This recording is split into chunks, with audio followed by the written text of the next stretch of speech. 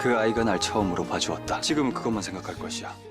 여러분, 드디어 터졌습니다. 마침내 강철과 여리의 키스. 예고의 첫 장면은 조용하지만 강렬했습니다. 여리와 강철의 키스 이후 두 사람은 마치 연인처럼 서로를 따뜻하게 바라봅니다. 그리고 강철의 내레이션. 그 아이가 날 처음으로 봐주었다. 이 대사는 단순한 연애 고백이 아닙니다. 처음으로 사랑받았다는 감정을 자각한 순간이죠. 이 짧은 한마디는 강철이라는 인물의 내면을 뒤흔드는 감정의 분기점이자 우리가 알고 있던 빙의된 이무기의 서사에 사랑이라는 요소가 본격적으로 개입되는 순간입니다. 여리는 늘 강철을 윤갑의 껍데기처럼 여겼습니다. 정확히 말하자면 그녀가 사랑했던 윤갑의 몸에 다른 존재가 들어있다는 사실은 그녀가 그에게 진심을 허락하지 못하게 만드는 감정의 벽이었죠. 하지만 구화, 그리고 예고편에 이어지는 키스신 이후의 다정한 눈빛 교환은 여리의 내면에서도 강철이라는 새로운 존재를 인정하게 된 감정의 흔들림을 보여줍니다. 이 장면은 단순히 로맨스의 시작이 아닙니다. 현관이라 불렸던 두 사람의 관계가 비로소 진짜 쌍방 감정선으로 이동하는 구조적인 분기점입니다. 이 장면은 사실 이후 전개에서 강철이 겪을 혼의 동요와도 연결될 수 있습니다. 강철은 이무기입니다. 인간이 아니죠. 하지만 여리로부터 인간적인 따뜻함을 느끼는 순간 그는 자신이 무엇을 위해 이 몸에 들어와 있는가라는 본질적인 질문에 직면합니다. 그 아이가 날 봐주었다는 건 존재 자체를 인정받았다는 뜻입니다. 강철은 이 순간부터 사랑이라는 감정을 인간처럼 받아들이기 시작할 것입니다. 그는 여리를 지키고 싶어질 것이고 그 과정에서 결국 스스로를 희생하거나 또는 팔척귀와의 결전을 감당하는 숙명을 선택할 것입니다. 10회 예고 장면에서 왕이정은 여리와 강철을 향해 이렇게 말합니다. 이제 나를 도우러 온 것이냐?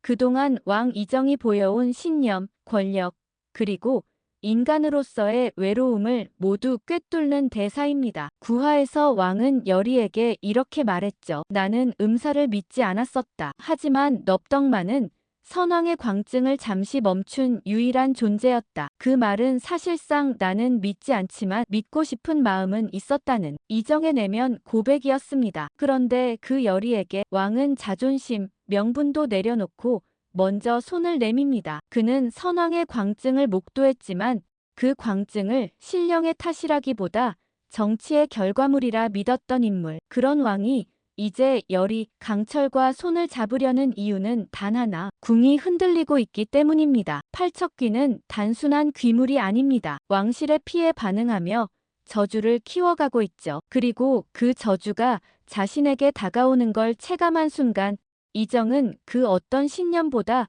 궁을 지키는 것이 먼저라고 판단한 것입니다. 여리 또한 간단한 감정을 가지고 있지 않습니다. 구하에서 여리는 왕에게 분명한 서운함을 드러냈습니다. 할머니 넙덕이 팔척귀 때문에 죽은 걸 알고도 여리에게 말하지 않았기 때문인데요.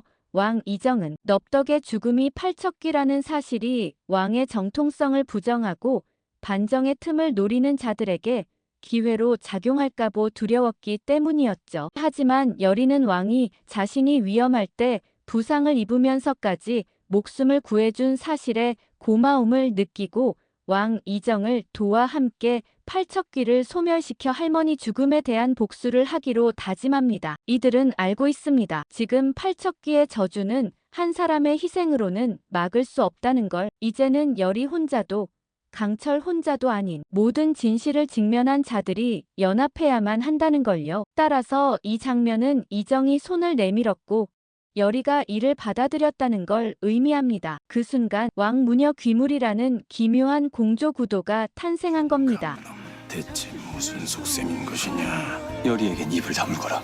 강철이라는 캐릭터의 양면성이 드러나는 순간입니다. 넙덕이 남긴 무구를 들여다보는 강철. 그리고 조용히 단호하게 말하죠. 여리에게는 말하지 마. 이 장면은 짧지만 강철이 무엇을 생각하고 있는지를 명확하게 보여주는 순간입니다. 그는 여리와 가까워졌지만 자신의 싸움은 혼자 감당하려고 합니다. 우선 넙덕이 남긴 무구는 단순한 도구가 아닙니다. 이건 여리의 할머니, 즉 선대 음사가 남긴 귀물 봉인의 힌트이자 음사계의 전통이 담긴 신성한 도구일 가능성이 큽니다. 강철이 그것을 들여다보는 건 단순한 호기심이 아니라 자신이 이 전투를 감당하겠다는 선언입니다. 즉, 그는 여리를 전장에서 배제하고 자신이 혼자서 팔척귀와 김봉인의 연합에 맞서 싸울 계획을 세우고 있는 겁니다. 여리에게 말하지 말라는 말은 단순한 비밀이 아니라 강철이 품고 있는 감정의 반사작용입니다. 강철은 분명히 여리를 사랑하고 있습니다. 하지만 그는 이무기입니다. 인간이 아니죠. 이런 강철의 본능은 자신이 사랑하는 존재는 자신과 가까이 있으면 안 된다는 자기 파괴적인 보호 본능을 만들어냅니다. 그래서 그는 사랑을 느끼면서도 동시에 여리를 전장에서 떼어놓으려 합니다. 사랑하는 사람을 지키기 위한 방식이 진실을 숨기는 것이 되는 아이러니. 이 장면을 중심으로 상상할 수 있는 전개는 다음과 같습니다. 넙덕의 무구는 팔척귀를 봉인하거나 위치를 추적할 수 있는 영매의 도구. 강철은 여리의 피를 노리는 김봉인의 계획을 미리 감지하고 여리가 납치당할 걸 직감하지만 그녀를 지키기 위해 모든 계획을 숨깁니다. 이 과정에서 비비 또는 다른 귀물들, 즉 여리 친구 수살귀, 야광귀와 밀접한 연대를 맺게 됩니다. 하지만 여리와의 갈등이 잠시 깊어질 수 있습니다. 왜 날 믿지 않았어? 그러나 이 모든 비밀이 사실은 여리를 지키기 위한 자기 파괴적 애정이었다는 사실이 나중에 밝혀지며 극적 반전이 일어납니다. 강철은 이 장면에서 비로소 이무기와 인간의 사이에선 존재가 됩니다. 인간의 감정을 이해하지만 인간처럼 사랑할 수는 없는 존재. 그래서 그는 인간처럼 숨기고 인간보다 더 철저하게 희생하려고 합니다. 여리에게는 말하지 말라는 대사는 강철이 여리를 신뢰하지 않아서가 아닙니다. 오히려 여리를 믿기 때문에 그녀를 이 지옥 같은 싸움에 끌어들이고 싶지 않은 겁니다. 세장인 여리가 상의원엔 없었사옵니다.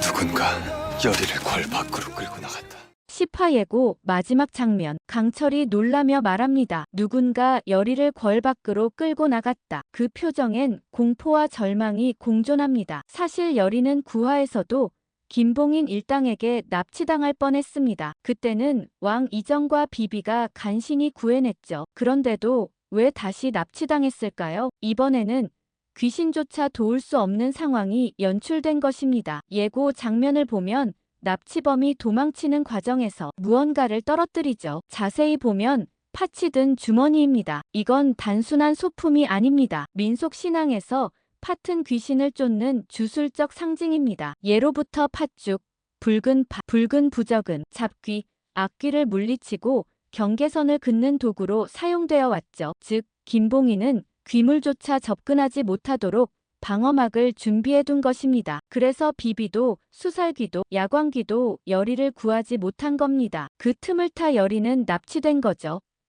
그렇다면 김봉인은 왜 여리를 그렇게 집요하게 노릴까요? 그는 알고 있습니다. 팔척귀는 왕가의 피를 끊는 저주를 수행하는 존재지만 그 저주를 멈출 수 있는 존재 역시 단 한 사람 여리라는 사실을. 왜냐하면 여리는 넙덕의 계승자이자 팔척귀의 길을 억누를 수 있는 신령한 피를 지닌 마지막 음사이기 때문입니다. 그래서 김봉인의 진짜 목표는 단 하나, 여리를 없애고 팔척귀를 풀어 왕실의 마지막 핏줄을 끊는 것. 그렇게만 되면 왕실은 붕괴되고 김봉인은 정치적 진공 상태 속에서 귀물의 힘을 등에 업고 새로운 질서를 만들 수 있다는 망상을 현실로 만들 수 있겠죠. 그 납치가 귀물도 막을 수 없었던 상황에서 벌어졌다는 점에서 더 치명적입니다. 강철은 이제 귀물과 다시 연대해야 합니다. 팥의 주술에 봉인당했던 비비와 수살귀는 시간이 지나면